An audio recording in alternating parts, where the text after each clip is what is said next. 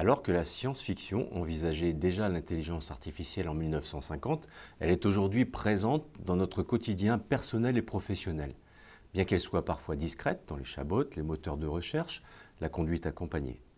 Aujourd'hui, je suis étonné de constater qu'une étude réalisée par Kerus en juillet 2018 montre que 63% des consommateurs pensent n'être jamais confrontés à l'IA. Kerus est une société de consulting technologique spécialisée dans l'accompagnement des entreprises dans les domaines de la transformation digitale et réalise un chiffre d'affaires de 260 millions d'euros pour l'année 2017 à l'international. Kerus prétend qu'il y a trois piliers de l'IA, le Natural Language Processing, les chatbots, Alexa, Google Home, l'apprentissage automatique, le deep learning, comprendre, traiter les informations et donner une réponse juste, et enfin les applications. L'étude retrace l'historique de l'IA, les dates essentielles, en partant de la science-fiction, puis vers la réalité. Elle est complétée par les principaux chiffres suivants. Le marché est de 4,3 milliards de dollars et sera de 60 milliards en 2025.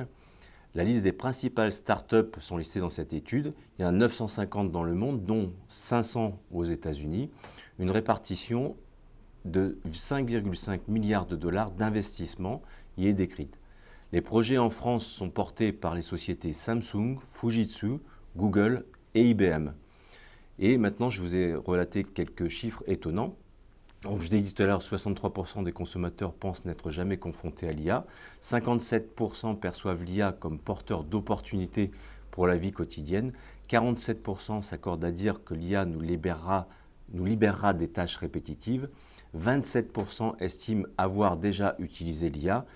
Et par contre, 22% pensent que l'IA mènera à l'asservissement de l'homme. Je vous invite à revivre la totalité de la chronique avec le lien ci-dessous.